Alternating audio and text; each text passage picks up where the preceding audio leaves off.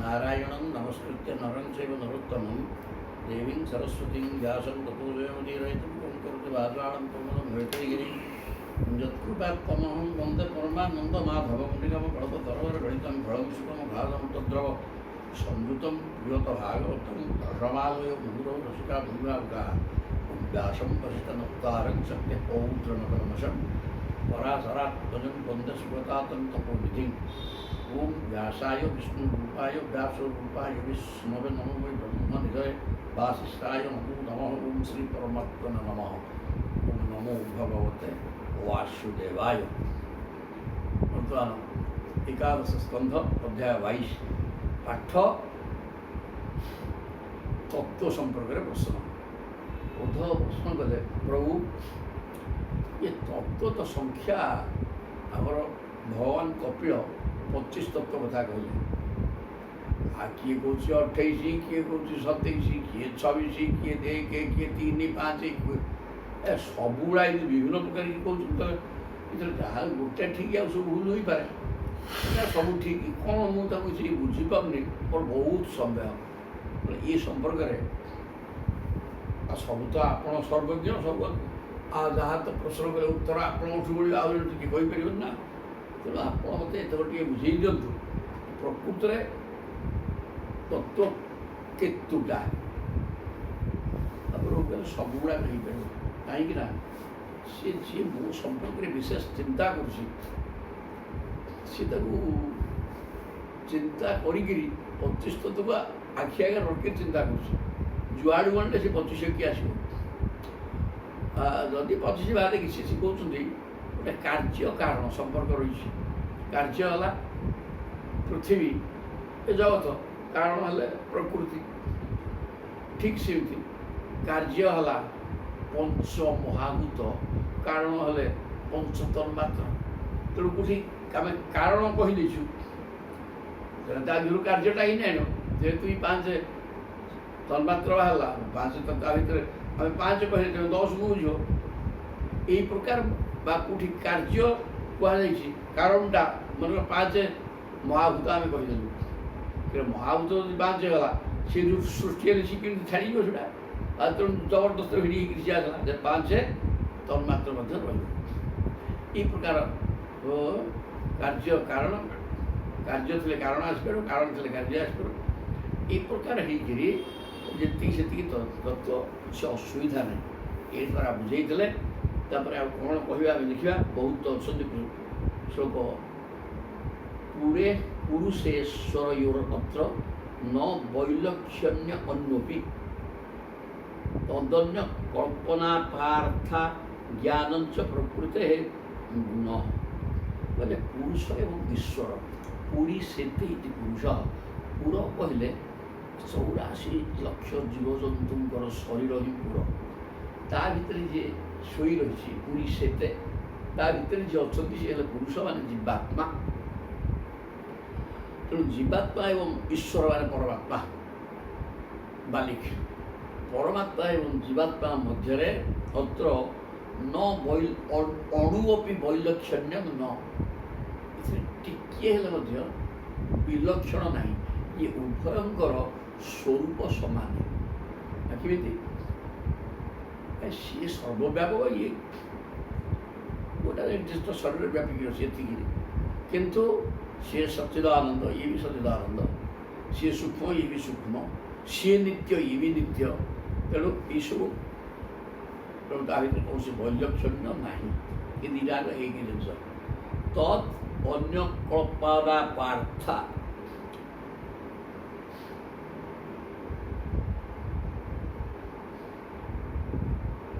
जीव ईश्वर भितर भेद ना तेणु से दुई भितर प्रभेद अच्छी कहवा वृथा तत् अन्य कल्पना अपार्था अन्य कल्पना भेद अच्छी कथा कल्पना कर ना भेद अच्छी जदि अन्य कल्पना कल माने भेद अच्छी भावुच ता अपार्था ता ग्रहण योग्य नुहे त्याज्य पेटी पठे हम जदि किए अन्य प्रकार कल्पना करुच माने भेदभाव अच्छी अपहार्था दूर हटिगला से हो ज्ञानं च प्रकृते गुण प्रकृते गुण तेणु से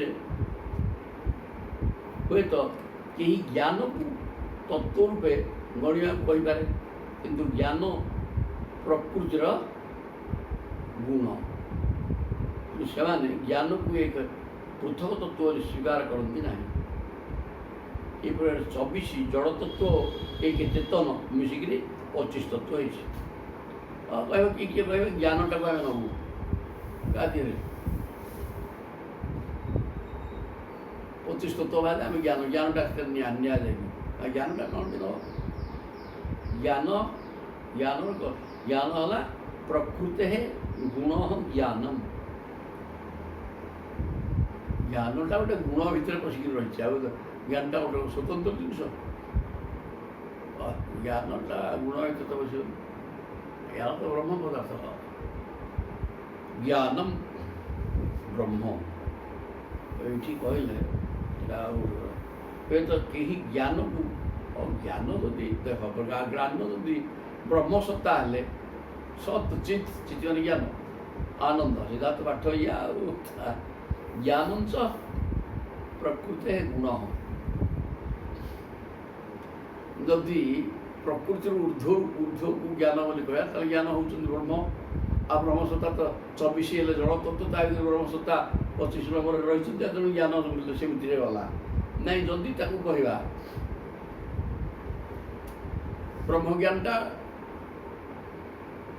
25 नंबर तत्व ये भूल ना आउ ज्ञान जदि ज्ञान भी सांसारिक ज्ञान ज्ञान कह ज्ञान शब्द ज्ञानर डेफिनेशन धर्म हूँ आध्यात्मिक ज्ञान गीता कही तेणु प्रकृते गुण च ज्ञानम आउ जो सांसारिक ज्ञान गुड़ाक प्रकृतिर गुण भितर सी ब्रह्म ज्ञान आसुना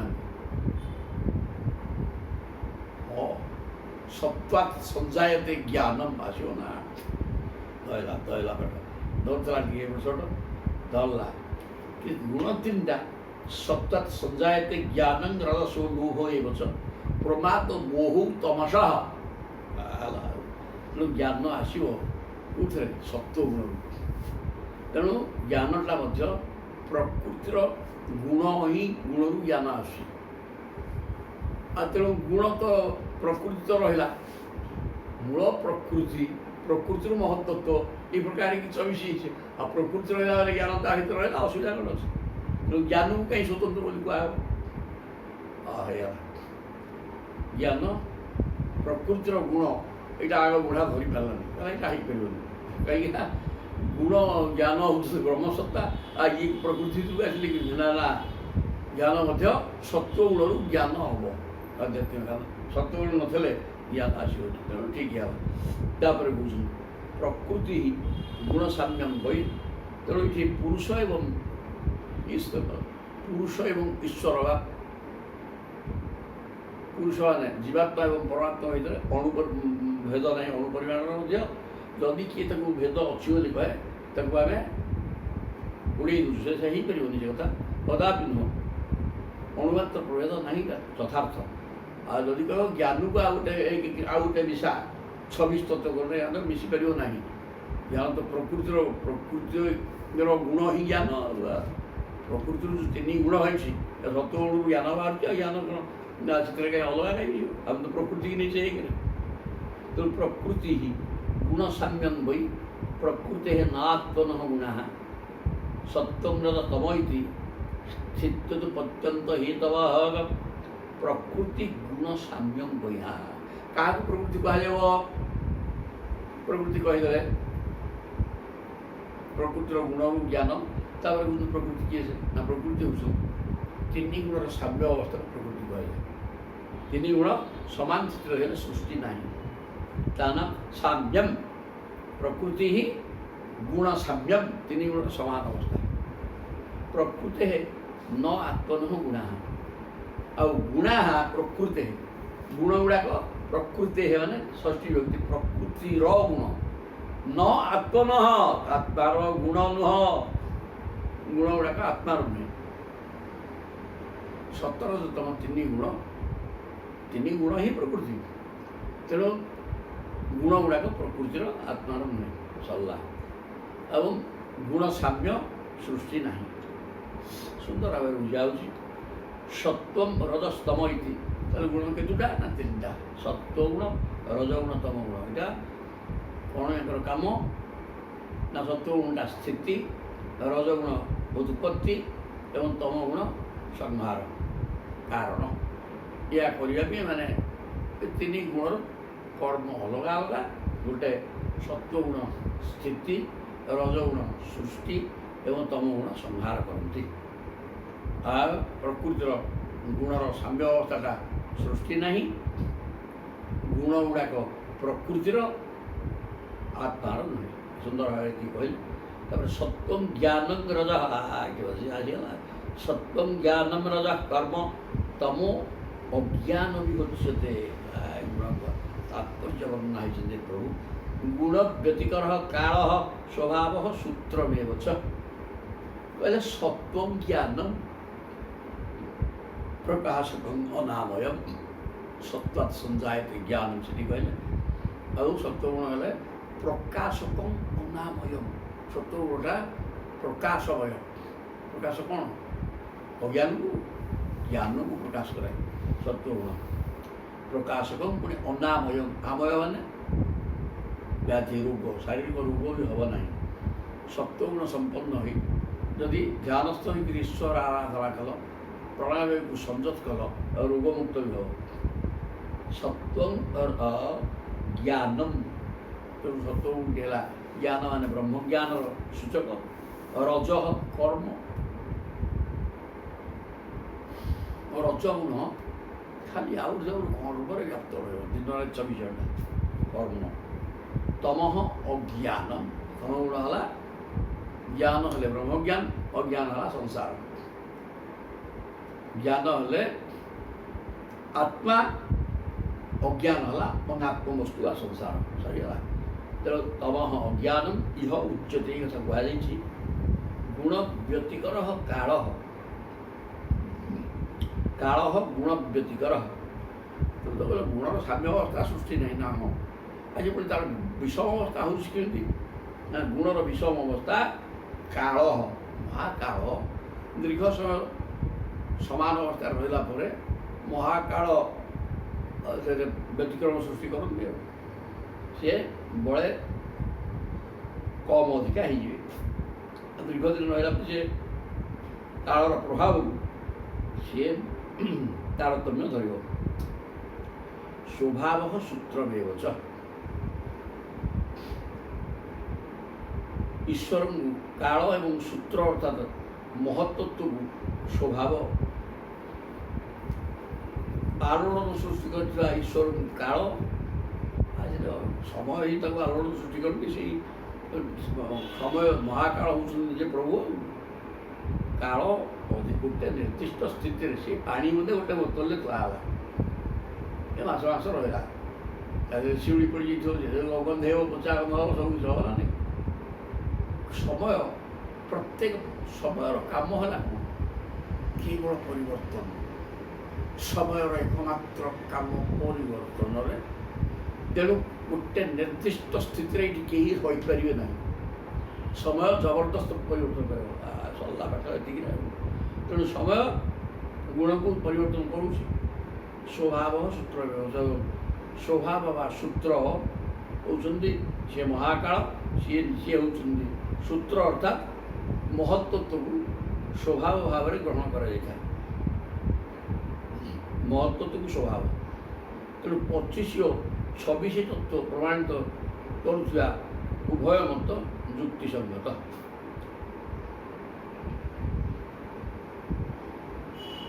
ଏଇ ଯେଉଁ 25 ତତ୍ତ୍ୱ ଆମର କହିଲେ ପ୍ରଭୁ, ପ୍ରକୃତି ତ ରହିଲା ନା। ନା, ପ୍ରକୃତି ମାନେ ଗୁଣ ସାମ୍ୟ। ତ ସୃଷ୍ଟି ନାହିଁ। ଏତେ କଥା କାହିଁକି କହିବ? ମଲା ଠକ୍ ବନ୍ଦ ହେବା ନା ନାହିଁ। ସେଥିପାଇଁ ଆମେ ତାଙ୍କୁ ମହାକାଳକୁ ନେବା।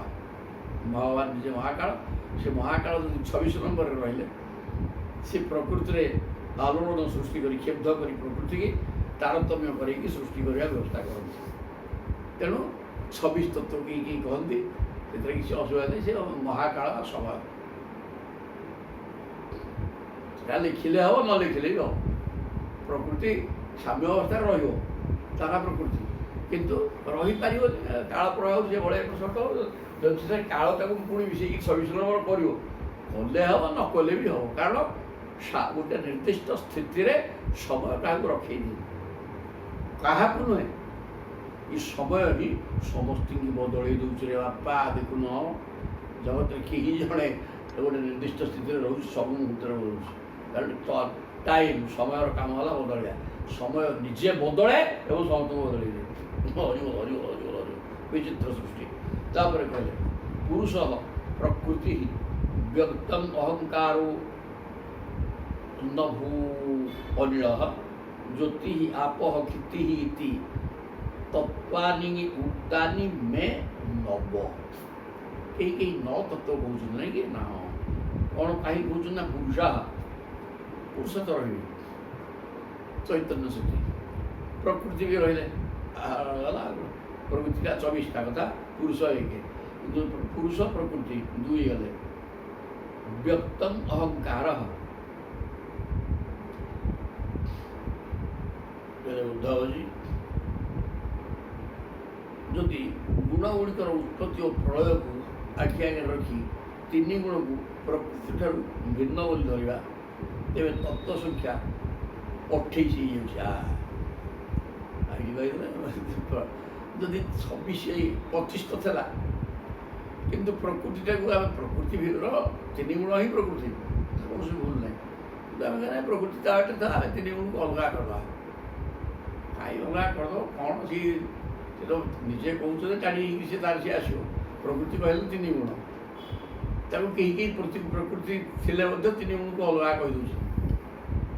କହୁଥାନ୍ତୁ କାହାର କ'ଣ ଗଲା ଯେ ପ୍ରକୃତି କହିଲେ 3 ଗୁଣକୁ ବୁଝା, ତେଣୁ ସେ 25 ତତ୍ତ୍ୱ ଠିକ୍। କିନ୍ତୁ କେହି ଗୋଟେ କହୁଛନ୍ତି 3 ଗୁଣଟାକୁ ଅଲଗା କରି ରଖିବା, କାରଣ ସେ ତ ଗୁଣ ସାମ୍ୟଟା ପ୍ରକୃତି ନା। ତେଣୁ 3 ଗୁଣ ପରିବର୍ତ୍ତନ ହେଇକିରି ଜଗତକୁ ବଦଳଉଛନ୍ତି। ତେଣୁ 3 ଗୁଣକୁ ବି ନେଇଯିବା, ସେ 28 ହେଇଯିବ। ସେଥିରେ କିଛି ଅସୁବିଧା ନାହିଁ। ଏଇକି କଥା ଶିଶୁ ତାକୁ ମାନସିକ ବିକୃତି ଠିକ୍ ବୁଝିଲେ 28 ଯାଆନ୍ତୁନି। ଯଦି ସିଏ ଜଣେ ଏମିତି କହୁଛି, ସେଥିରେ କିଛି ଅସୁବିଧା ନାହିଁ, ହେଇଯିବ। ପ୍ରକୃତି ବ୍ୟକ୍ତଂ ଅହଙ୍କାର ନଭୂ ଅନିଳ 28 ହେଇଯାଉଛି। ଯଥା ପୁରୁଷ ପ୍ରକୃତି ମହତ୍ତତ୍ୱ ଅହଙ୍କାର ଆକାଶ ବାୟୁ ଏସବୁ ପୃଥିବୀ ପରି 9ଟି ତତ୍ତ୍ୱ ପ୍ରଥମରୁ ଗଣି ସାରିଛି। ଆଉ କେହି 9ଟା ତତ୍ତ୍ୱ କଥା କହୁଛନ୍ତି। 9ଟା କ'ଣ? ପୁରୁଷ ପ୍ରକୃତି 2, ମହତ୍ତତ୍ୱ 3, ଅହଙ୍କାର ମହତ୍ତତ୍ୱ ଅବ୍ୟକ୍ତ ମାନେ ମହତ୍ତତ୍ୱ, ଅହଙ୍କାର 4, ନଭ ମାନେ ଆକାଶ, ଅନିଳ ମାନେ ପବନ, ଜ୍ୟୋତି ପୃଥିବୀ ଜଳ ତେଜ ବାୟୁ ଆକାଶ। ଏ 5 ପୁରୁଷ ପ୍ରକୃତି 2, ଆଉ ଅହଙ୍କାର ଏବଂ ମହତ୍ତତ୍ୱ 4, ଇଏ 5 ମହାଭୂତ ହେଲା 9 ହେଇଗଲା। ନା ହେଲା ତତ୍ୱାନି ଉକ୍ତାନି ମେ ନବ। ଏପରି 9 ତତ୍ତ୍ୱ କେହି କହୁଛନ୍ତି। ୟା ବ୍ୟକ୍ତ ଶ୍ରୋତ୍ର ଚକ୍ଷୁ ତ୍ୱଚା ନାସା ଓ ରସନା, ଏ 5 ଜ୍ଞାନେନ୍ଦ୍ରିୟ, 5 କର୍ମେନ୍ଦ୍ରିୟ ତଥା ମନ ବୁଦ୍ଧି। କର୍ମେନ୍ଦ୍ରିୟ ଜ୍ଞାନେନ୍ଦ୍ରିୟ ମନ, ଇଏ ହେଲେ 11। ଶବ୍ଦ ସ୍ପର୍ଶ ରୂପ ରସ ଗନ୍ଧ, ଏପରି ଜ୍ଞାନେନ୍ଦ୍ରିୟର 5 ବିଷୟ। ଏପରି ଭାବରେ ମୋଟ 25 ତତ୍ତ୍ୱ ସହ 3 ଗୁଣକୁ ମିଶାଇଲେ ସର୍ବମୋଟ 28 ତତ୍ତ୍ୱ। ସିଏ 28ଟାକୁ କହୁଛନ୍ତି। ତେଣୁ ଏଇଟା ତ ସର୍ଟକଟ୍ ସରିଲା। 25 ତତ୍ତ୍ୱ ସହିତ 3 ଗୁଣ ମିଶିଗଲେ ଆମର 28 ହେଇଯାଉଛି। ଆଉ କ'ଣ ଏଇ କଥାଟାକୁ କହିଲେ। ଶ୍ରୋତ୍ରଂ ତ୍ୱକ ଦର୍ଶନଂ ଘ୍ରାଣ ଜିହ୍ୱେତି ଜ୍ଞାନ ଶକ୍ତୟ, ଏମାନଙ୍କର ଜ୍ଞାନ ଶକ୍ତି ଅଛି। 5ଟା ଜ୍ଞାନେନ୍ଦ୍ରିୟ କୁହାଯାଏ। ଆଉ ବାକ୍ କଥା କହିବା, ହାତ ଗୋଡ଼, ମଳଦ୍ୱାର ମୂତ୍ରଦ୍ୱାର ଏବଂ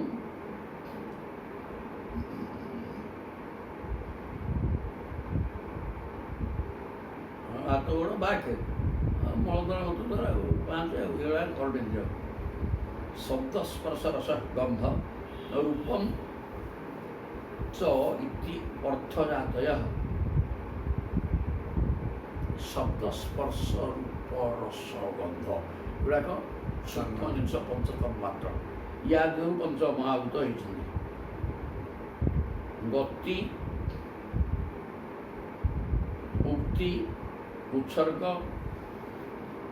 शिल्पानि कर्मा यत्न सिद्धय।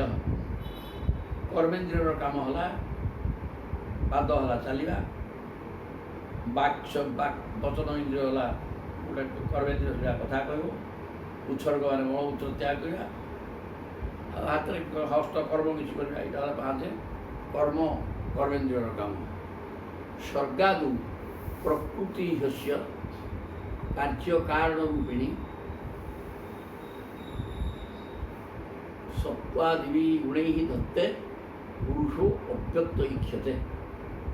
सृष्टिर आरंभ में कार्य 11 इंद्रिय पंचभूत 11टा मन गोटे इंद्रिय धरा 5 ज्ञानेन्द्रिय 5 कर्मेन्द्रिय मन ये तो 11 तार 5 भूत पृथ्वी जल तेज वायु आकाश 11 16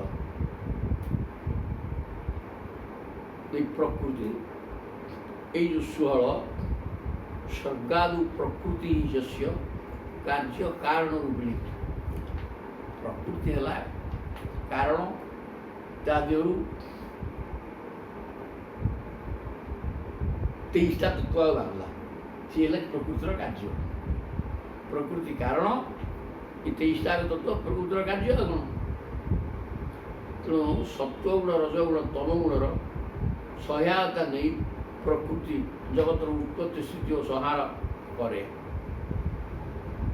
किंतु अव्यक्त पुरुष प्रकृति और तार अवस्था मानकर साक्षी मात्र हो रही। पुरुष किंतु पुरुष किसी कर सब देखती प्रकृति केमिका माया सृष्टि करुँच ये तार से गोटे कौन करदूसी कौन प्रकृति महत्व अहंकार अहंकार सब 24 तत्व 23 तत्व बाहर प्रकृति एवं 3 गुण बाहर कर उत्पत्ति स्थिति संहार कला ये सब गुड़ा प्रकृति केमी खेल पुरुषंकर काम है साक्षी तांकरी भितर तांकरी माया प्रकृति जे माया कि प्रकार खेल करुँची प्रभु खाली चाहिए मजा लगुच बढ़िया बढ़िया कि कुआड़े ना थ्रुड़े मु तो एक अच्छी एवं ये जिते भी तैयारी करुँची इथरे अच्छी एक ये सब कहीं ना यही तो विचित्र इथरे अच्छी जिनिसटा मु केवल अच्छी आ दुनिया किसी के ना ये कौन ब्रह्म ये ब्रह्म एक ब्रह्म सत्यम जगत मिथ्या मुई केवल सत्य एवं अच्छी अस्ति सत सतु सत्य तेणु अच्छी जिनिसटा केवल मु आ सबकि ना ही ये प्रकृति जो सृष्टि कर 84 लक्ष विभिन्न जातर जीवजंतु गुड़ाक गोटे कि ना एमती कौन अच्छी कमी ना अच्छी अच्छी मु तो हूँ अच्छी ना ता भर अच्छी अच्छी थी शुणी अच्छा मोटे ना तेणु प्रकृति जो माया प्रभुंर विराट शक्ति माया सी अजय से माया प्रभु निजे देखुं मो शक्ति केड़े भयंकर कि गुड़ाक बेकार जिन देखा आज अजस्र हो तो एक अच्छी मुझे तो अधिका हो कितु ये अजस्र एक कथा देखिए प्रभु साकिश्वर कर खुशी लगुच व्यक्तादय विकुर्बाण धातव पुरुषेक्षया लब्धवीर्याम सृजत्यंडम संघता प्रकृतिर बड़ापा बोले प्रकृति ठार महत्व आदि जिते भी विकार उत्पन्न हुए प्रकृति आसो महत्व तत्व एक नंबर नहीं प्रकृतिर ଅବସ୍ଥାନ୍ତର ବିକାର ମହତ୍ତତ୍ୱଟା। ଧାନର ବିକାର ହେଲା ଜଳ ଉଷ୍ଣା ଜଳ ମୁଢି ଲିଆ ହୁଡୁ ଇତ୍ୟାଦି ଚୁଡ଼ା ସବୁ ତ ହେବ ସେ ଠିକ୍ ସେ ବିକାରରେ ଅବସ୍ଥାନ୍ତର। ଗୋଟିଏ ଧାରୁରୁ ଏତେ କଥା ହେଇଯାଉଛି। ଠିକ୍ ସେମିତି ପ୍ରକୃତିରୁ ସବୁ ହେଇଛି ଆଉ ଏକ ପ୍ରକୃତି ଆଉ ଯେତେ ବି ବିକାର ଉତ୍ପନ୍ନ ହୁଅନ୍ତି ସେମାନେ ପୁରୁଷଙ୍କ ଇକ୍ଷଣରୁ ଶକ୍ତି ଲାଭ କରି ପରସ୍ପର ମିଶିଯାଆନ୍ତି। ପ୍ରକୃତିରୁ ବାହାରିଲା ମହତ୍ତତ୍ୱ, କିନ୍ତୁ ମହତ୍ତତ୍ୱ ବାହାରିଲେ କ'ଣ ହବ? ତା ଭିତରେ ପ୍ରଭୁଙ୍କର ଇଚ୍ଛା ଶକ୍ତି ମିଶିଲା। ପ୍ରଭୁ ନ ଚାହିଁଲେ କିଏ କିଛି ବଢ଼ିପାରିବେନି କି କିଛି ହେବନି। ତେଣୁ ପ୍ରଭୁ ସତ୍ତା ମିଶିବା ପରେ ପ୍ରକୃତି ଆଉ କାହାକୁ ସୃଷ୍ଟି କଲା। ବିନା ପ୍ରଭୁ ପ୍ରକୃତି ଜଡ଼ା, ତା ଭିତରେ ପ୍ରଭୁ ପଶିବାରୁ ମହତ୍ତତ୍ୱ ବାହାରିଲା। ମହତ୍ତତ୍ୱରେ ପୁଣି ପ୍ରଭୁ ପଶିଲେ ସେ ତାର ସୃଷ୍ଟି ବିକାର ସୃଷ୍ଟି ହେଲା, ଅହଙ୍କାର ବାହାରିଲା। ଏଇ ତ କୌଣସି ଜିନିଷଟା ପ୍ରଭୁଙ୍କ ଇଚ୍ଛା ବିନା କିଛି ବି ହେଉନାହିଁ।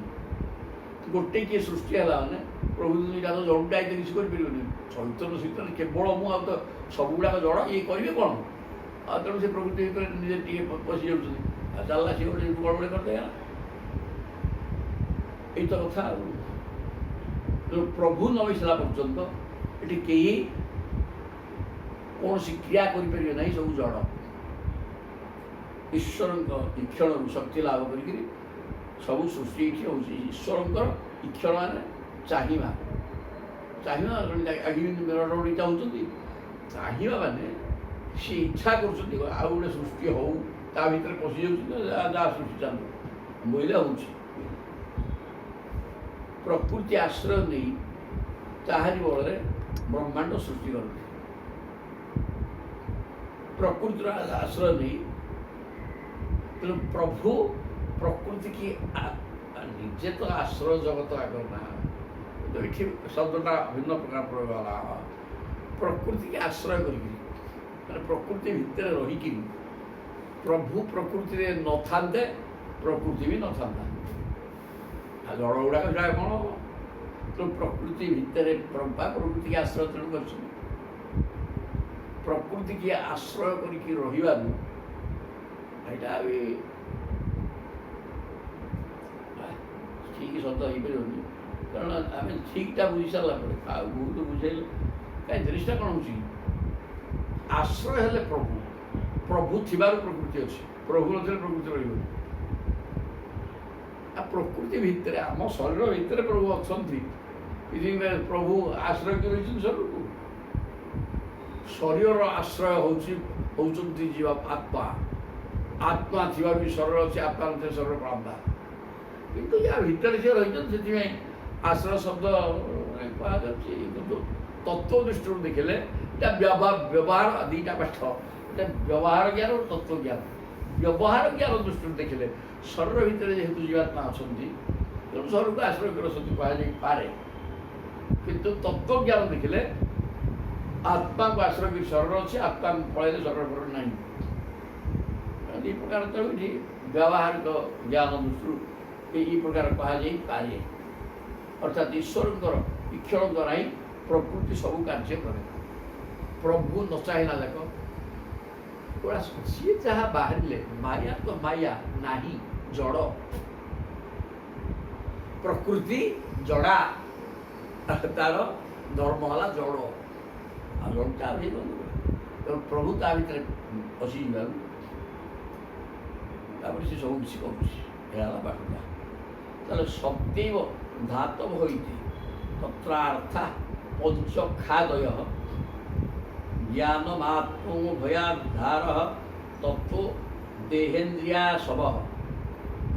ତାହେଲେ ହେ ଉଦ୍ଧବଜୀ, ଯେଉଁମାନେ ତତ୍ତ୍ୱମାନଙ୍କର ସଂଖ୍ୟା ସପ୍ତ ଏବ 7 ବୋଲି କେତେ କହୁଛନ୍ତି। ତତ୍ତ୍ୱ ସଂଖ୍ୟା 7। ସେମାନଙ୍କ ବିଚାରରେ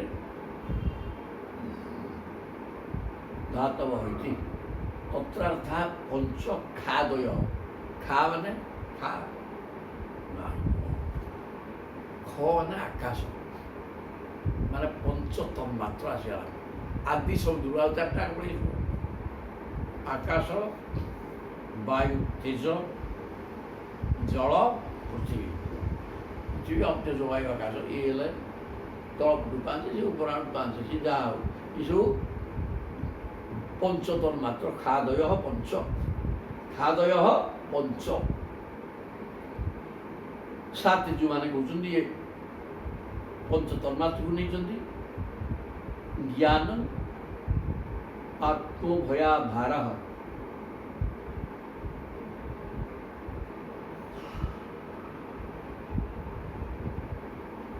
এই পঞ্চভূত ষষ্ঠ জীব ও সপ্তম পরমাত্মা সাক্ষী জীব ও সাক্ষ্য জগତ ଉଭୟର ଅଧିଷ୍ଠାନ ଏପରି ସାତ ତତ୍ଵ ହେଲା ନହେଲା ଯେ ସାତ କହୁଛନ୍ତି ସେଇ ପାଞ୍ଚ ପୃଥିବୀ ଜଳ ତେଜ ବାୟୁ ଆକାଶ ପାଞ୍ଚ ମହାଭୂତକୁ ନେଉଛନ୍ତି ଆଉ ଜ୍ଞାନ ଆତ୍ମଭୟାଭାର ଜ୍ଞାନ ମାନେ ପରମାତ୍ମା ଆଉ ଆତ୍ମା ଜୀବାତ୍ମା ତେଣୁ ଜୀବାତ୍ମା ପରମାତ୍ମା ଦୁଇକି ନେଇଯାଉଛନ୍ତି ପାଞ୍ଚ ଦୁଇ ସାତ ପରମାତ୍ମା ରହିଲେ ଜୀବାତ୍ମା ବି ରହିଲେ ଆଉ ପାଞ୍ଚ ଭୂତ ରହିଲା ମାନେ ପାଞ୍ଚ ସୂକ୍ଷ୍ମ ତତ୍ଵ ପ୍ରକାଶ ପାଞ୍ଚ ଭୂତର ସୂକ୍ଷ୍ମ ହେଲେ ପଞ୍ଚତନ୍ମାତ୍ର ତନ୍ମାତ୍ର ବାହାରିଲା ମାନେ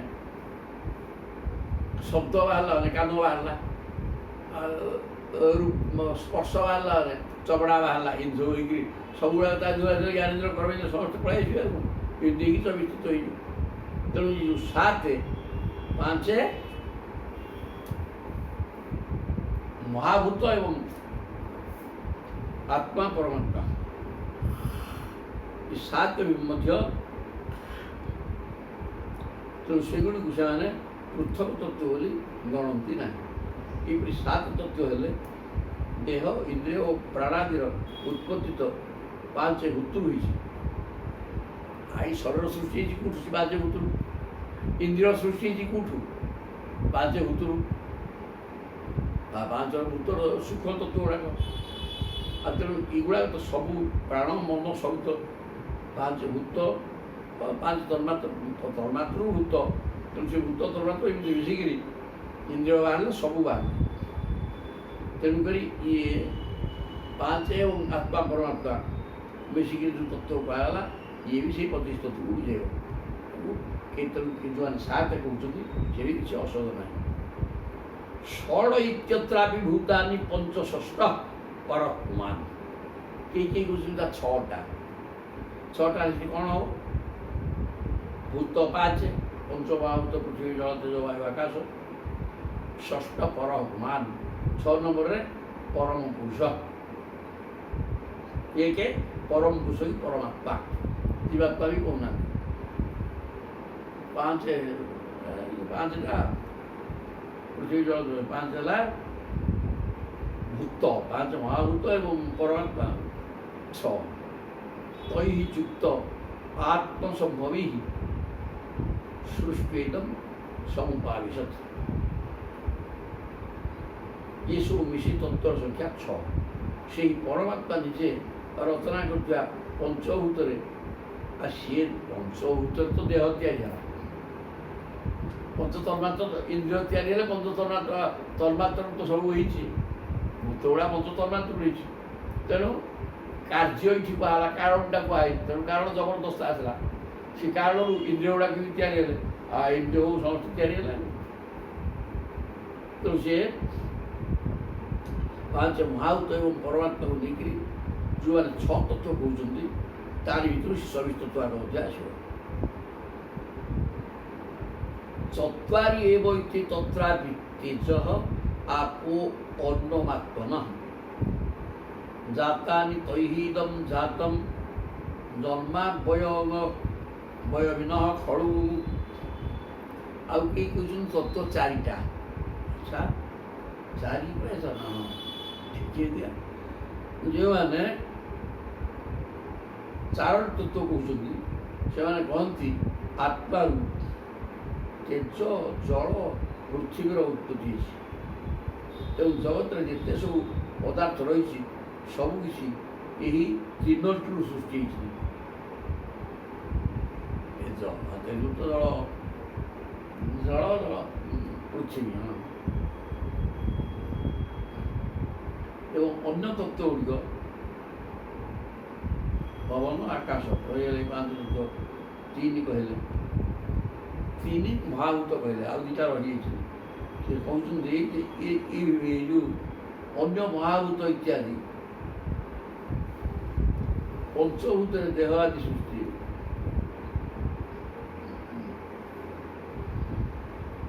ସେମାନେ କହନ୍ତି ଆତ୍ମାରୁ ତେଜ ଜଳ ପୃଥିବୀର ଉତ୍ପତ୍ତି ହେଇଛି ଏବଂ ଜଗତରେ ଯେତେ ସବୁ ପଦାର୍ଥ ରହିଛି ସବୁକିଛି ଏ 3ରୁ ତିଆରି ହେଇଛି।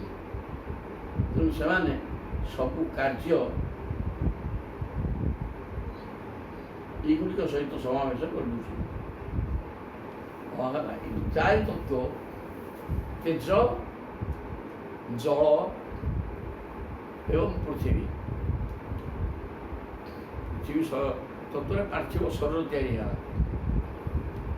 ତେଜ ଦ୍ୱାରା ଅଗ୍ନି ପେଟରେ ଖାଦ୍ୟ ହଜମ ହେଲା, ଅଗ୍ନି ରହିଲେ ମଧ୍ୟ ବଚନର ଦେବତା ଅଗ୍ନି କଥା କୁହାହେଲା। ତେଜଟା ସୂର୍ଯ୍ୟ ଆଖିର ଦେବତା ସୂର୍ଯ୍ୟ ନା ସୂର୍ଯ୍ୟ ନଦୀ କିଛି ହେବନି। ତେଣୁ ତେଜ କହିଲା ଅନେକ କଥା ତା ଦେହରେ ଆସିବ। ତେବେ ଏ 3 ତେଜ ଜଳ ଏବଂ ପୃଥିବୀ ତଥା ପରମାତ୍ମା ଏ 4 ମିଶିଗଲେ ସବୁ ତତ୍ତ୍ୱ ମଧ୍ୟ ୟା ଭିତରେ ଆସିପାରିବ। ଜାତାନ୍ ତହି ଇଦମ୍ ଜାତମ୍। ଏ 4 ଭିତରେ ମଧ୍ୟ ସବୁତକ ତତ୍ତ୍ୱ ତା ଭିତରେ ପଶିଯିବ। କାହିଁକିନା ଦେବାନେ କାର୍ଯ୍ୟକାରଣ ସମ୍ପର୍କକୁ ନେଇକି ଭିଡ଼ିକି ସମସ୍ତେ ଆସିବେ ଯେ ଏ କଥା କହିକିରି ଏ 4 ଭିତରେ ମଧ୍ୟ ସମସ୍ତେ ରହିବେ ବୋଲି କହିଦେଲେ। ସଂଖ୍ୟାନେ 17 ଆଉ କେହି 17 କହୁଛନ୍ତି। ଭୂତ ମାତ୍ରେନ୍ଦ୍ରିୟ ଆଣିଛ 5 ଭୂତ 5 ତନ୍ମାତ୍ର ଭୂତ 5 ତନ୍ମାତ୍ର 5 10 ଇନ୍ଦ୍ରିୟ 5 ଜ୍ଞାନେନ୍ଦ୍ରିୟ 5 କର୍ମେନ୍ଦ୍ରିୟ 10 ତ 5 ଭୂତ 5 ତନ୍ମାତ୍ର ଇନ୍ଦ୍ରିୟ 15 ପଞ୍ଚୈକ ମନସା ଆତ୍ମା 17 ସ୍ମୃତ। ତତ୍ତ୍ୱ ସଂଖ୍ୟା 17 ବୋଲି କହୁଛନ୍ତି ସେମାନେ। ପଞ୍ଚଭୂତ 5 ତନ୍ମାତ୍ର 5 ଜ୍ଞାନେନ୍ଦ୍ରିୟ 15 ମନ ଏବଂ ଆତ୍ମା ଏପରି 17 ବୋଲି କହୁଛନ୍ତି। ପଞ୍ଚ ଜ୍ଞାନ ତନ୍ମାତ୍ର ପଞ୍ଚଭୂତ ଆସିଗଲେ, ତାପରେ 5 ଜ୍ଞାନେନ୍ଦ୍ରିୟ ଆସିଗଲେ, 15 ମନ ଏବଂ ଆତ୍ମା। କର୍ମେନ୍ଦ୍ରିୟ କାଟିଦେଲେ। କର୍ମେନ୍ଦ୍ରିୟ କାଟିବେ କୁଆଡ଼େ ଆଉ କାଟିବେନି, ସେ ଜବରଦସ୍ତ ତା ଭିତରେ ଆସିବେ। କାହିଁକିନା କର୍ମେନ୍ଦ୍ରିୟ ଗୁଡ଼ାକ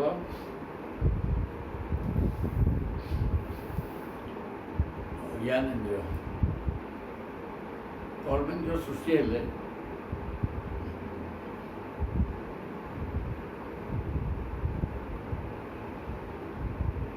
ସତ୍ୱଗୁଣରୁ ମନ ଏବଂ ଇନ୍ଦ୍ରିୟମାନଙ୍କର ଦେବତା ରଜଗୁଣରୁ କର୍ମେନ୍ଦ୍ରିୟ ବାହାରିଛନ୍ତି।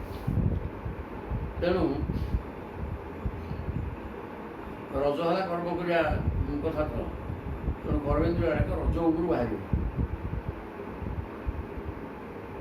ସବୁ କାର୍ଯ୍ୟ ସୃଷ୍ଟି ପଦାର୍ଥକୁ ଏଗୁଡ଼ିକ ସହିତ ସମାବେଶ କରୁଛନ୍ତି।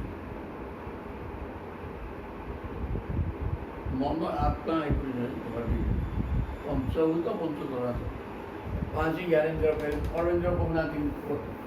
କର୍ମେନ୍ଦ୍ରିୟ ଗୁଡ଼ାକ ୟା ଭିତରୁ କେମିତି ଭିଡ଼ିକି ଆସିବ?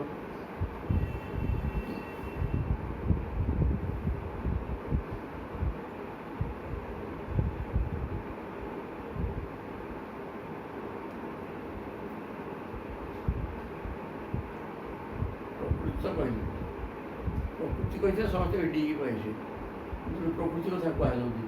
ଖାଲି 5 କର୍ମେନ୍ଦ୍ରିୟ ଜ୍ଞାନେନ୍ଦ୍ରିୟ 5 ଭୂତ 5 ତନ୍ମାତ୍ର 15 ମନ ଏବଂ ଆତ୍ମା 17।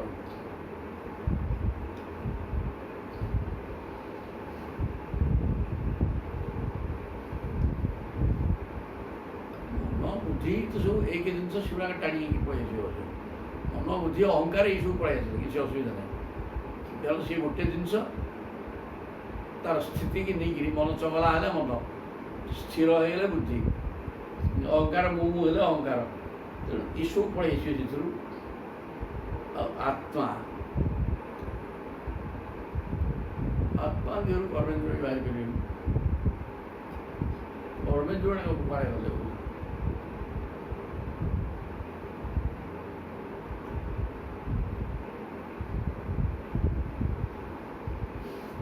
ଭୂତ ତ ପାଞ୍ଚେ, ଭୂତ ସହ କର୍ମେନ୍ଦ୍ରର କିଛି ସମ୍ପର୍କ ନାହିଁ।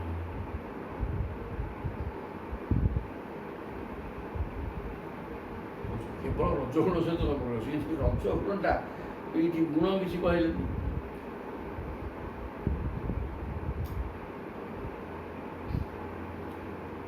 ଏ ଆମର ପାଞ୍ଚ ଭୂତ ପଞ୍ଚତମ ମାତ୍ର।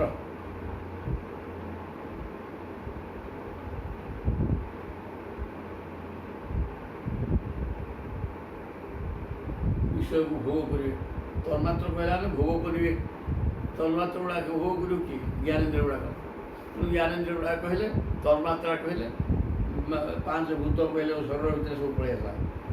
କିନ୍ତୁ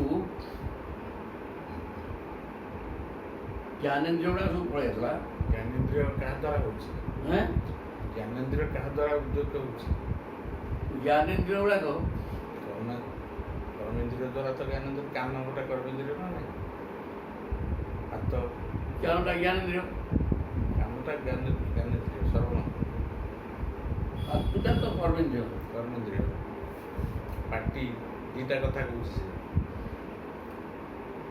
ସେ ଜ୍ଞାନେନ୍ଦ୍ରିୟ କଥା କହୁଛି, ଇଆଡ଼େ ରସେନ୍ଦ୍ରିୟ, ହାତ ଗୋଡ଼ ପରିସ୍ରା ଜ୍ଞାନେନ୍ଦ୍ରିୟ। ଝାଡ଼ା, ହାତ ଗୋଡ଼ ପରିସ୍ରା ଝାଡ଼ା, ଆଉ ଗୋଟେ କି ବାକ୍, ପାଟି। ଆଉ ଇଏ ହେଲା ଦର୍ଶନେନ୍ଦ୍ରିୟ ନାହିଁ, ଆଖି ଦର୍ଶନେନ୍ଦ୍ରିୟ ନାହିଁ। ଦର୍ଶନୀୟ ଜ୍ଞାନ, ଆଖିର ଜ୍ଞାନ ନା ଦେଖିବା ଶକ୍ତି ଗୋଟେ ଜ୍ଞାନ। ତେଣୁ ଇଏ ହେଲା ଠିକ୍ ଅଛି, ତାକୁ ଦେଖିବା କ'ଣ, ପୁଣି ଚିନ୍ତା କରିବାକୁ। ତାହେଲେ କହୁଛନ୍ତି ସଂଖ୍ୟାରେ ସପ୍ତଦଶ, ଇଏ 17 କହିଲେ। ପାଞ୍ଚ ମହାଭୂତ, ପାଞ୍ଚ ତନ୍ମାତ୍ର, ପାଞ୍ଚ ଜ୍ଞାନେନ୍ଦ୍ରିୟ, ମନ ଏବଂ ଆତ୍ମା। ତଦବତ 16 ସଂଖ୍ୟା ନାହିଁ, 17 କହିଲେ, 16 କହିଲେ ଆତ୍ମା ଏବଂ ମନ ଉଚ୍ୟତେ। ଯେହେତୁ ଆତ୍ମା ମନ ଏକ, ତେଣୁ ତାକୁ 16 କହିଦେଲେ, 17 ଯାହା 16 ବି ସେଇ ପାଞ୍ଚ ଭୂତ, ପାଞ୍ଚ ତନ୍ମାତ୍ର, ପାଞ୍ଚ ଜ୍ଞାନେନ୍ଦ୍ରିୟ 15। ବାକି ମନ ଆତ୍ମା ସେଠି କୁହାଯାଇଥିଲା 17, କି କହିଲେ ମନ ଏବଂ ଆତ୍ମା, ମନ ହିଁ ଆତ୍ମା। ମନ ହେଲେ ଆତ୍ମାଙ୍କର ଜୀବାତ୍ମା, ମନର ଉପାଧି ହେଲେ ଆତ୍ମା। ଉପାଧି ଆତ୍ମାର ଉପାଧି ମନ, ଆତ୍ମାର ଉପାଧି। ଉପାଧି ମାନେ ମନ ଆତ୍ମାକୁ ନେଇକିରି କାମ କରୁଛି ନା, ଆନନ୍ଦ ସେ ଜଡ଼ଟା ନା, ତେଣୁ ମନ ଆତ୍ମାକୁ ନେଇକିରି କର୍ମ କରୁଛି। ସେଇ ହିସାବରେ ଆତ୍ମାର ଉପାଧିଟା ମନ। ଉପାଧି ବୋଇଲେ ଏଠି ପୁରାଣ ପଢ଼ୁଛି, ତେଣୁ ମୋ ନା ପୁରାଣ ପଣ୍ଡା। ନାଁଟା ମୋର ଗୋଟେ ଅଲଗା, ଏ ପଢ଼ିବା ସମୟରେ ପୁରାଣ ପଣ୍ଡା ବୋଲି କୁହାଯିବ। ଏଠୁ ଉଠିଲା ପରେ ଆଉ ତାକୁ ପୁରାଣ ପଣ୍ଡା କହିଲେ, କର୍ମଟା ଆମ ସାଙ୍ଗେ ତ ଗୁରୁରେ ଧରିକିରି ଯେତିକି ଯେଉଁ କର୍ମ ହେଉଛି, ସେ କର୍ମ କରିବା ସମୟରେ ସେଟା ଗୋଟେ ପଦବୀ ସୃଷ୍ଟି ହୁଏ କର୍ମକୁ ନେଇକିରି। ସେମିତି ମନଟା ବିଭିନ୍ନ କର୍ମ କରୁଛି, ସେ ଆତ୍ମାଙ୍କର ପଦବୀ, ସେଟା ଗୋଟେ ପଦବୀ,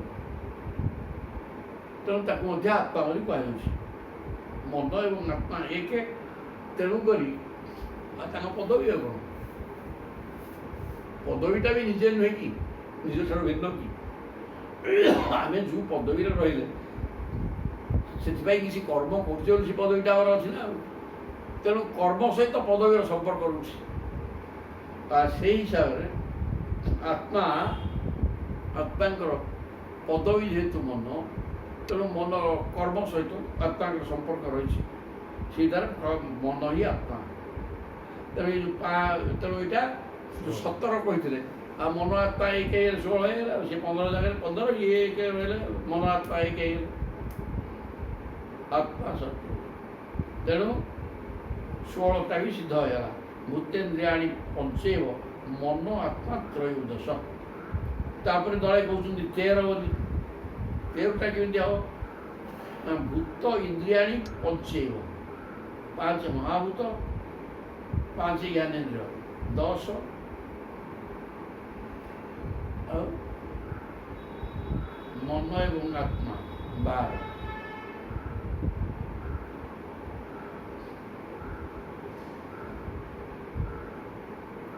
ପ୍ରଭେଦ କେବଳ ଏତିକି ଯେ ସେମାନେ ଆତ୍ମାରେ ମନକୁ ବି ସମାବିଷ୍ଟ କରିଦେଇଥିଲେ। କ'ଣ ସଂଖ୍ୟା ସେତିକି ଦିଏ। ତତ୍ତ୍ୱ ସଂଖ୍ୟା 13 ବୋଲି ଯେଉଁମାନେ କହୁଛନ୍ତି, ଆକାଶ ଆଦି 5 ଭୂତ,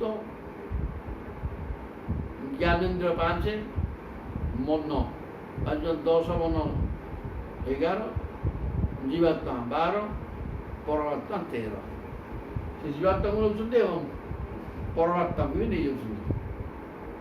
ମନ, ଜୀବାତ୍ମା, ପରମାତ୍ମା 3, 5 ଜ୍ଞାନେନ୍ଦ୍ରିୟ ଏବଂ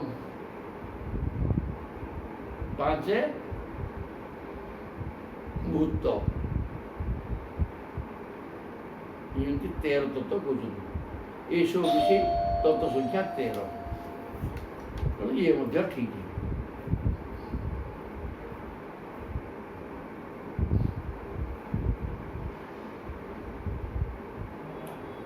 ଏଗାର ତତ୍ତ୍ୱ ମାନୁଥିବା ଲୋକେ କହନ୍ତି 5 ଭୂତ, ଏକାଦଶ ଆତ୍ମା ସବୁ, ମହାଭୂତେନ୍ଦ୍ରିୟାଣୀ च, 8 ପ୍ରକୃତୟଃ ଚୈବ ପୁରୁଷଶ୍ଚ ନବେତ୍ୟଥ।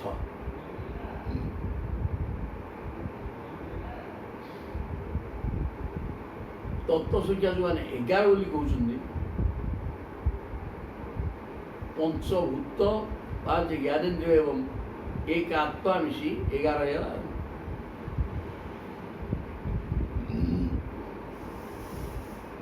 9 ତତ୍ତ୍ୱ ମାନୁଥିବା ଲୋକେ କହନ୍ତି ଆକାଶ ଆଦି 5 ଭୂତ ଓ ମନ, ବୁଦ୍ଧି, ଅହଙ୍କାର, ଏପରି 8 ପ୍ରକୃତି ଓ 1 ପୁରୁଷ।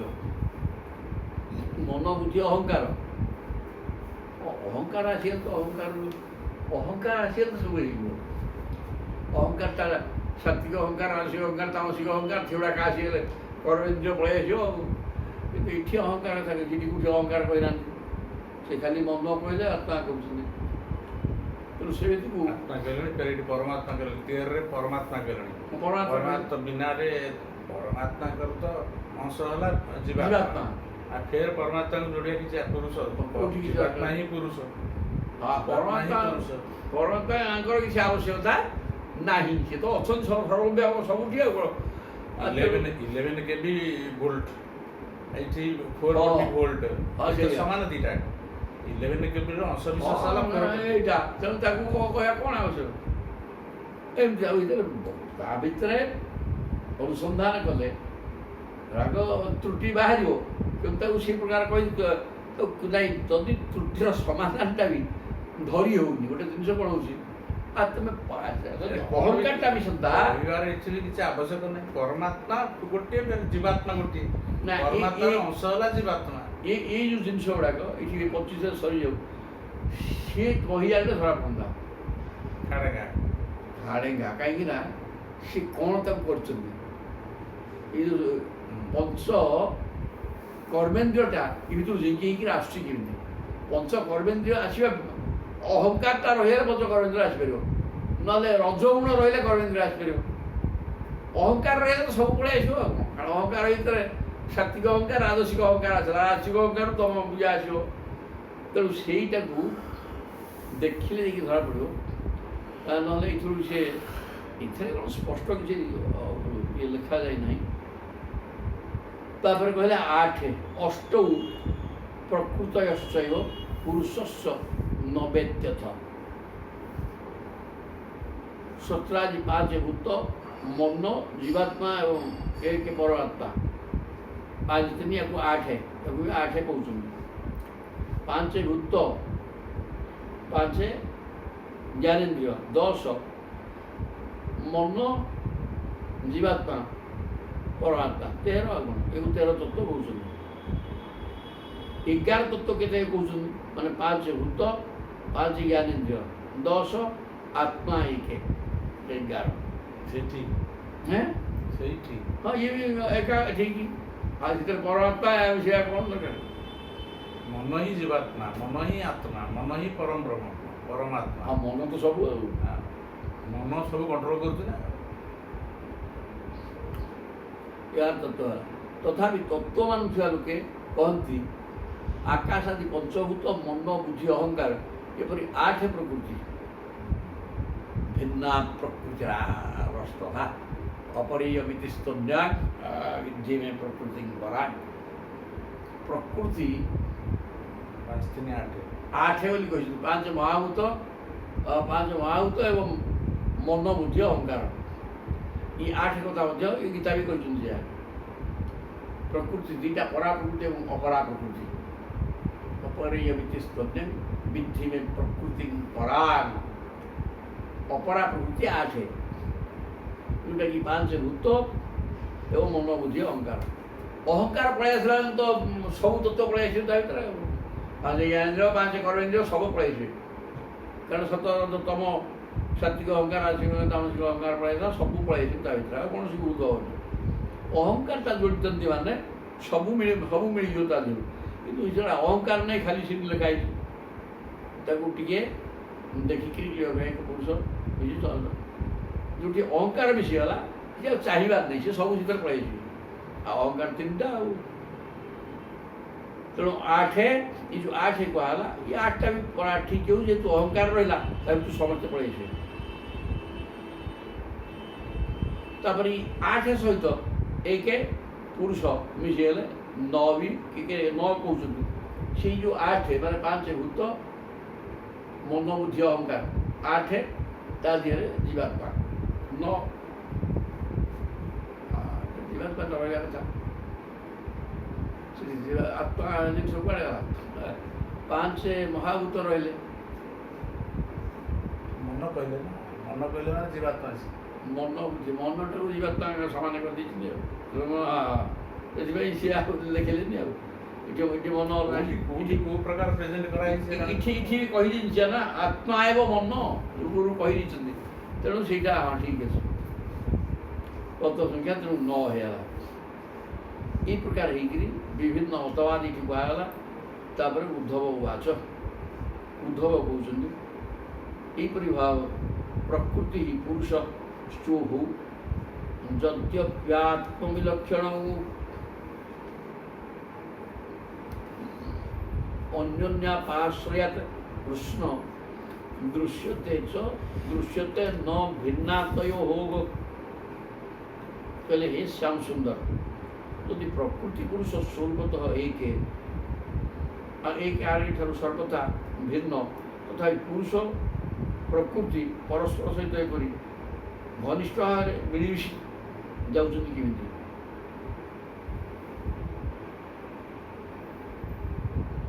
प्रकृति पुरुष च उभौ यद्यपि आत्मविलक्षण। प्रकृति पुरुष 2टा जिनिस এবং 2টা ଅଲଗା ଅଲଗା ଜିନିଷ। ଜୀବାତ୍ମା ପରମାତ୍ମା ଭିତରେ ଅଣୁ ବିଭେଦ ନାହିଁ। ଏକକୁ ଏଇଟା କଲେ ଭଲ ହେଲା, ଏଇଟା କିଛି ଭୁଲ ନାହିଁ। କିନ୍ତୁ ପ୍ରକୃତି ପୁରୁଷ ଗୋଟେ ଜଡ଼କୁ ଗୋଟେ ଚୈତନ୍ୟ, ୟା ଭିତରେ ତ ପକ୍କା ପ୍ରଭେଦ ରହିଛି ନା? ହଁ, ଯଦିଓପି ଆତ୍ମବିଲକ୍ଷଣ ଆତ୍ମା ଗୋଟେ ଲକ୍ଷଣ ସମ୍ପନ୍ନ ମାନେ ଆତ୍ମାର ଧର୍ମ ଅଲଗା ପ୍ରକୃତିର ଧର୍ମ ଅଲଗା, 2ଟା ଯାକ ଅଲଗା। ଇଏ 2ଟା କେମିତି ମିଶେଇକି କହିଛ ଏଇଟା କିଛି ବୁଝି ହେଉନି ଗୁଡ଼ାକ। ଅନ୍ୟନ୍ୟ ଅପାଶ୍ରୟାତ କୃଷ୍ଣ ସେ 2ଟା ଏ ପ୍ରକାର ମିଶିକି ରହିଛନ୍ତି। ପ୍ରକୃତି ପୁରୁଷ ଜଡ଼କୁ ଚୈତନ୍ୟ ଏମିତି ମିଶି ଯାଇଛନ୍ତି ଯେ କୌଣସି ବୁଦ୍ଧିମାନ ଲୋକ ବି ବୁଝିପାରୁନାହିଁ କିଛି ଗୋଟେ ଚୈତନ୍ୟ ବସ୍ତୁ ଅଲଗା, ଜଡ଼ ବସ୍ତୁ ଅଲଗା। ସେ ଜଡ଼ ବସ୍ତୁ ଗୁଡ଼ାକ ଭୋଗ କରିବାକୁ ଧାଇଁକିରି ଆମେ ବାୟା ହେଇକି ଏଠି ମରୁଛେ। ସେ କଥା ମୋଟେ କିଛି ଜାଣିପାରୁନାହାନ୍ତି, ମାୟାକୁ ବୁଝିପାରୁନାହାନ୍ତି। ଜଡ଼କୁ ନେଇ ଚୈତନ୍ୟ, ଚୈତନ୍ୟକୁ ନେଇ ଜଡ଼ ମିଶା ଭଳିଆ ହେଇକି ରହିଯାଇଛନ୍ତି। ମିଶା କ'ଣ ହବ? ତ ପ୍ରକୃତି ବିନା ଚୈତନ୍ୟରେ ପ୍ରକୃତି ନାହିଁ। ଆମ ଶରୀର ଅଛି ପ୍ରକୃତି ଚୈତନ୍ୟଙ୍କ ସକାଶେ, ଆମ ଶରୀର ଅଛି ଚୈତନ୍ୟଙ୍କ ସକାଶେ। ଆଉ କ'ଣ କି ଆମ ଶରୀର ନାହିଁ ତ ଚୈତନ୍ୟକୁ କିଏ ଚିହ୍ନେ? ଶରୀର ନଥିଲେ ଚୈତନ୍ୟ ରହିବେନି, ଚିହ୍ନ ଚୈତନ୍ୟ ତ ସର୍ବବ୍ୟାପକ ଅଛନ୍ତି ସିନା। ଯଦି ଦେଖାଯାଏ ଗୋଟିଏ ଜିନିଷ ପ୍ରକୃତି ବୋଲି ଦେଖାଯାଏ, ପ୍ରକୃତିକି ଚିହ୍ନିବେ କିପରି? ଚୈତନ୍ୟ ପଶିଲାରୁ ପ୍ରକୃତି ପ୍ରକୃତି ଜଣା ଗୁଣ ଅନୁସାରେ ସେ ସ୍ୱଭାବ ପରିପ୍ରକାଶ କଲା। ପ୍ରକୃତି ତାର ଗୁଣ ଅନୁସାରେ ପ୍ରଭୁ ତା ଭିତରେ ନ ପଶିଲେ ସେ ବି ଅବ୍ୟକ୍ତ, ସେ ଜଣା ପଡ଼ିବନି। ତେଣୁ ସେ ଗୋଟାଏ ଧରିଛନ୍ତି ସେଇ ମିଶିଲେ ପ୍ରକୃତି ପୁରୁଷ ଏକ ନ ଭିଦା ତ ତେଣୁ ସେ ଦି ଜଣଙ୍କର ଭେଦ ଗୋଟେ ନାହିଁ। ଦି ଜଣଙ୍କ ମିଶିଲେ ଯାଇକି ଜଗତ ହଉଛି, ଦି ଜଣଙ୍କ ନଥିଲେ କିଛି ହବ ନାହିଁ। ଅର୍ଦ୍ଧନାରୀଶ୍ୱର ସେଇଥିରୁ ଉଦ୍ଧୃତ। ପ୍ରକୃତ ଲକ୍ଷ୍ୟତେ ଇଏ ମଧ୍ୟ ହେଇଗଲାଣି। ଆଉ ଅଛି 5 ଅଛି ଆଉ 5 ମିନିଟ୍ କରିଦେବା। ପ୍ରକୃତ ଲକ୍ଷ୍ୟତେ ଆତ୍ମା ପ୍ରକୃତିଶ୍ଚ ତଥାତ୍ମନି ଏବଂ ମେ ପୁଣ୍ଡରୀକାକ୍ଷ ମହାନ୍ତଂ ସଂଶୟଂ ହୃଦି ଛେତୁ ମରହସି ସର୍ବଜ୍ଞ ବଚୋଭିଃ ନୟନି ନୟ ନୈପୁଣୈ। ହେଲେ ଆପଣ ନୀତିଜ୍ଞ, ଜ୍ଞାନରେ ନିପୁଣ, ଯାହା ଆପଣ କହିଦେବେ ତାହା ହିଁ ଠିକ୍। ଆଉ ଜଣେ ସେ କିଏ ଜାଣିଛି ବୋଲି କହିହେବନି। ତେଣୁ ପ୍ରକୃତ ଲକ୍ଷ୍ୟତେ ଆତ୍ମା, ପ୍ରକୃତି ଭିତରେ ହିଁ ଆତ୍ମା ପଶିକି ରହିଛି। ପ୍ରକୃତିଶ୍ଚ ଏବଂ ପ୍ରକୃତି ମଧ୍ୟ ଆତ୍ମା ସହିତ ମିଶିକି ରହିଛି। ଆତ୍ମା ପ୍ରକୃତିରେ ରହିଛି, ପ୍ରକୃତି ଆତ୍ମାକୁ ଧରିକି ରହିଛି। ନ ଜାଣିକିରି କହୁଥିଲେ ଇଏ ଦିଟା ଧରା ଧରିକି ରହିଛନ୍ତି ମୋଟାମୋଟି ଆଗରୁ, ପରସ୍ପରକୁ ଧରା ଧରିକି ରହିଛନ୍ତି। ଏବଂ ମେ ପୁଣ୍ଡରୀକାକ୍ଷ ମହାନ୍ତଂ ସଂଶୟ ହୃଦି। ତେଣୁ ଏଇଟା ମୋତେ ଗୋଟେ ସନ୍ଦେହ ସୃଷ୍ଟି କରୁଛି। ମୋତେ ଯେତେବେଳେ ପ୍ରଭୁ ଏକ ବ୍ରହ୍ମ ଅବସ୍ଥାରେ ରହୁଛନ୍ତି, ସେତେବେଳେ ପ୍ରକୃତି ମଧ୍ୟ ସାମ୍ୟ ଅବସ୍ଥା ରହିକି ତାଙ୍କ ସାଙ୍ଗରେ ମିଶିକି ରହୁଛି। ଯେତେବେଳେ ତାରତମ୍ୟ ସୃଷ୍ଟି ହେଇକି ବାହାରକୁ ବାହାରିକି ଆସିଲା, ତା ଭିତରେ ମଧ୍ୟ ପ୍ରଭୁ ପଶିକି ରହୁଛନ୍ତି, ନହେଲେ ସିଏ ଜଡ଼ କିଛି ହଅନ୍ତାନି। ତେଣୁ ଏଇ ପ୍ରକାର ହେଇକିରି ବ୍ରହ୍ମ ସହିତ ମାୟା ମିଶିକି ରହୁଛନ୍ତି, ଦୁଇ ଯାକ ଏକ ହେଇକିରି। ପୁଣି ଯଦି ଅଲଗା ହେଇକି ରହୁଛନ୍ତି, ସେ ମାୟା ଭିତରେ ପୁଣି ବ୍ରହ୍ମ ପଶିକି ରହୁଛନ୍ତି, ନହେଲେ ସେ ତାର ବି ସତ୍ତା ରହିବନି। ତେଣୁ ଏ ଯେଉଁ ପାଠଟା ହେଉଛି ମହାନ୍ତଂ ସଂଶୟ ହୃଦି, ମୋ ହୃଦୟରେ ଏ ବଡ଼ ସନ୍ଦେହ ସୃଷ୍ଟି କଲାଣି। ଏମିତି ଗୋଟେ ହେଲେ କେମିତି କ'ଣ ହେବ? ଛେତୁ ବରହ ସର୍ବଜ୍ଞ, ଆପଣ ତ ସର୍ବଜ୍ଞ, ଇଏ ମୋ ସନ୍ଦେହକୁ ଆପଣ ଟିକେ ହଟେଇ ଦିଅନ୍ତୁ, ମୁଁ ଏକୁ ବୁଝିପାରୁନି। ଆପଣ ହେଲେ ଜ୍ଞାନ ନିପୁଣ, ଏକୁ ବୁଝେଇ ଦିଅନ୍ତୁ। ତତ୍ତ୍ୱ ଜ୍ଞାନ ହିଁ ଯିବା ନାହିଁ ପ୍ରମୁଷ ଚିତ୍ର ଶକ୍ତିତଃ ତ୍ୱମେବ ମାୟାୟାଃ ଗତିଂ ବେଥ ନଃ ଚାପରଃ। ପାଠଟା ଜମାଇକି କହିଲେ ତତ୍ତ୍ୱ ଜ୍ଞାନ ହିଁ ଯିବା ନାହିଁ ପ୍ରମୁଷ ଚିତ୍ର ଶକ୍ତିତଃ। ହେ ପ୍ରଭୁ, ଆପଣଙ୍କ କୃପାରୁ ବି ଆପଣଙ୍କ ଦିବ୍ୟ ଶକ୍ତି ଦ୍ୱାରା ଯେଉଁମାନଙ୍କର ଜ୍ଞାନ ଉଦୟ ହୋଇଛି, ଆପଣ ନ ଚାହିଁଲେ ଆପଣଙ୍କର ଜ୍ଞାନ କେହି ପାଇପାରିବେ ନାହିଁ। ଆପଣ ହେଲେ ବ୍ରହ୍ମବସ୍ତୁ, ସେ ଜ୍ଞାନ ପ୍ରତ୍ୟେକଙ୍କର ମାୟା ଭିତରେ ବିଚକ୍ଷଣ ଜ୍ଞାନ ରହିଛି। କିନ୍ତୁ ଆପଣଙ୍କ ଜ୍ଞାନ ମାୟା କଟିରେ ଯାଇକି ହେବ। ତେଣୁ ମାୟାକୁ କଟେଇକିରି ଆପଣଙ୍କୁ ଜ୍ଞାନ ପାଇବା ମନୁଷ୍ୟର ଶକ୍ତି ସାମର୍ଥ୍ୟ ଭିତରେ ନାହିଁ, କଦାପି ନୁହେଁ। ତେଣୁ ସେଇଟା ଆପଣ ଚାହିଁଲେ ଯାଇକି ହେବ, ନହେଲେ ହବାର ପ୍ରଶ୍ନ ନାହିଁ। ପ୍ରମୋଷତେ ଅତ୍ର ଶକ୍ତି ତ, ଆପଣଙ୍କ ଶକ୍ତି ହେଉଛନ୍ତି ମାୟା। ତେଣୁ ଆପଣ ଯେମିତି ଅଜୟ, ସେ ଯେମିତି ଅଜୟ, ତାକୁ ହଟେଇବାର କ୍ଷମତା କାହାର ବି ନାହିଁ। ତେଣୁ ଆପଣଙ୍କ କେବଳ ସଂସାର ଜ୍ଞାନ ତମ ଫୁଲ, ଆତ୍ମଜ୍ଞାନ କାହାର ହେଉନି। ଆପଣ ଚାହିଁଲେ ହେବ। ତୁମେବ ହିଁ ଆତ୍ମମାୟା, ଆପଣ ହିଁ ନିଜର ମାୟା ଦ୍ୱାରା ଗତିଂ ବେଥ ନ ଚାପରଃ, ଆପଣ ଆପଣଙ୍କର ମାୟାର ଗତିବିଧି, ମାୟାର ଧର୍ମ କ'ଣ ସେଟା ଆପଣ ଆପଣଙ୍କ ମାୟାର ଧର୍ମକୁ ଜାଣିଛନ୍ତି। ଆଉ ଜଣେ ଜାଣିବ ବା କେମିତି, କାହିଁକି ଜାଣିବ? କେହି ଜାଣିପାରିନାହାନ୍ତି। ତେଣୁ ଆପଣ ମୋତେ କହନ୍ତୁ ଏ କ'ଣ ଜିନିଷଟା? ବ୍ରହ୍ମ ଥିଲାବେଳେ ମାୟା ବା ପ୍ରକୃତି ତିନି ଗୁଣ ସାମ୍ୟ ଏବଂ ତା ଭିତରେ ମିଶିକି ରହିଯାଇଛି। ତିନି ଗୁଣ ସମାନ ହେଇଗଲେ ବ୍ରହ୍ମ ସାଙ୍ଗେ ସମାନ ସିଏ, ତେଣୁ ତା ଭିତରେ ମିଶିଗଲା। ପ୍ରଭୁ ଯେତେବେଳେ ବହୁତ ସ୍ୟାଗ ଚିନ୍ତା କରିକି ଦୁଇ ହେଇଯାଉଛନ୍ତି ପରମାତ୍ମା ଏବଂ ମାୟା, ଯେତେବେଳେ ମାୟା ଜଗତକୁ ସୃଷ୍ଟି କରି ତାଙ୍କ ଭିତରେ ରହିଗଲେ, ତା ଭିତରେ ପ୍ରଭୁ ପଶି ଯାଉଛନ୍ତି। ପ୍ରଭୁଙ୍କ ଭିତରେ ସିଏ ପଶିଥିଲା, ପ୍ରଭୁ ତା ଭିତରେ ପଶି ଯାଉଛନ୍ତି। ନ ପଶିଲେ ତାର ସତ୍ତା ରହନ୍ତାନି। ତେଣୁ ଇଏ ଯେଉଁ ପାଠ ହେଉଛି ମୁଁ ମୋଟେ ବୁଝିପାରୁନି। ତେଣୁ ଏଗୁଡ଼ା ଆପଣଙ୍କ ମାୟା, ଆପଣ ମାୟାକୁ କିଏ ବୁଝିବ? ଆପଣ ଚାହିଁଲେ ଏକା ହେବ, ନହେଲେ ହେବ।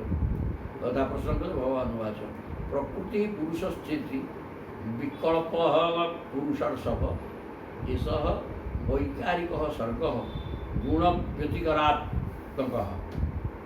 ହେଲେ ହିଁ ଉଦ୍ଧବଜୀ ପ୍ରକୃତି ଓ ପୁରୁଷ ମଧ୍ୟରେ ଅର୍ଥାତ୍ ଶରୀର ଆଉ ଆତ୍ମା। ଆଉ ପ୍ରକୃତି ମାନେ ଶରୀର, ଏଗୁଡ଼ା ସତ। ପ୍ରକୃତି ହେଲା ଶରୀର, ତା ଭିତରେ ଆତ୍ମା ଚୈତନ୍ୟ ଶକ୍ତି ଅଛନ୍ତି। ପ୍ରକୃତି ଏବଂ ଆତ୍ମା, ପ୍ରକୃତି ପୁରୁଷ ସ୍ଥିତି ବିକଳ୍ପ ପୁରୁଷ ସବ। ଆତ୍ମା ମଧ୍ୟରେ ବିରାଟ ପ୍ରଭେଦ ଅଛି। ଆଉ ଶରୀରଟା ଜଡ଼ୁଟା ପାଞ୍ଚଭୂତରେ ତିଆରି। ଆତ୍ମା ଚୈତନ୍ୟ ଶକ୍ତି, ଏ ଜଡ଼ ଜଣେ ଚୈତନ୍ୟ ପରସ୍ପର ବିରୋଧ ବିପରୀତ। ତେଣୁ ଏ ତିଳତା ଭେଦ ଅଛି। ଏ ସମଗ୍ର ସୃଷ୍ଟି ହେଉଛି ବିଭିନ୍ନ ବିକାରରେ ଯୁକ୍ତ। ଆଉ ପ୍ରକୃତି ତ ବିକୃତ। ଆଉ ପ୍ରକୃତି ବିକୃତି, ପ୍ରକୃତିର ବିକାରଗ୍ରସ୍ତ। ଗୁଣମାନଙ୍କ ମଧ୍ୟରେ କ୍ଷୋଭ ସୃଷ୍ଟି ହେଲେ ହିଁ ଏ ସୃଷ୍ଟି ରଚନା ହୁଏ। ନିଶହ ବୈଚାରିକ ସର୍ଗ, ପ୍ରକୃତିର ବିକୃତ ଅବସ୍ଥା ହିଁ ସୃଷ୍ଟି। ପ୍ରକୃତିର ବିକୃତ ଅବସ୍ଥା, ତିନି ଗୁଣକୁ ନେଇକି ସମାନ ଅବସ୍ଥା ଥିଲେ ସେ ବିକୃତ ନୁହଁ। ତିନି ଗୁଣ ତାରତମ୍ୟ ଯେତେବେଳେ ହେଇଯାଉଛି ତାର ବିକୃତ ଅବସ୍ଥା ବାହାରୁଛି। ତେଣୁ ସିଏ ବିକୃତ ଅବସ୍ଥା ମାନେ କ୍ଷୟିଷ୍ଣୁ, ଗତିଶୀଳ, ବିନାଶଶୀଳ ଅବସ୍ଥା, ସ୍ଥିର ନୁହେଁ। ତେଣୁ ସେଟା ବୈକାରିକ ଅବସ୍ଥା ସ୍ୱର୍ଗ ଗୁଣ ବ୍ୟତିକରାତ୍ମକ। ତିନି ଗୁଣର ବ୍ୟତିକର ମାନେ ତାରତମ୍ୟ ହେଇକିରି ପ୍ରକୃତିଟା ବିକୃତ ଅବସ୍ଥା ହେଇଯାଏ, ବିକାରଗ୍ରସ୍ତ ହେଇଯାଏ। ବିକାର ମାନେ ପରିବର୍ତ୍ତିତ ସ୍ଥିତି ହେଇକିରି ସେ ବଦଳି ଚାଲେ ଏବଂ ବିନାଶ ଆଡ଼କୁ ଯାଏ। ନହେଲେ ପ୍ରକୃତିର ବି ବିନାଶ ନାହିଁ, କିନ୍ତୁ ସେ ବିକାରଗ୍ରସ୍ତ ହେଇଗଲା ପରେ ଯେଉଁ ବିକୃତ ସବୁ ବାହାରେ ସେ ବିନାଶ ହେଲା। ଏଇ ପ୍ରକାର ହେଇକିରି ଜଗତ ତିଆରି ହେଉଛି। ଆଉ ପ୍ରକୃତି ପୁରୁଷ ଭିତରେ ଭେଦ ସମ୍ପୂର୍ଣ୍ଣ ରହିଛି, କାରଣ ପ୍ରକୃତିଟା ଜଡ଼, ଆଉ ଇଏ ଚୈତନ୍ୟ ବସ୍ତୁ। ଆଉ ପ୍ରକୃତିଟା ବିକାରଗ୍ରସ୍ତ, ପରିବର୍ତ୍ତନ, ସେ ସ୍ଥିର ହେଇକି ରହିବନି, ପରିବର୍ତ୍ତନ ହେଉଥିବ, ବିନାଶ ଆଡ଼କୁ ଯିବ। ତାପରେ କ'ଣ କହିବେ ଦେଖିବା, ଏତିକି ରହିବେ ଆଉ। ସାର କଥା କହିଦେଲେ ଆଉ।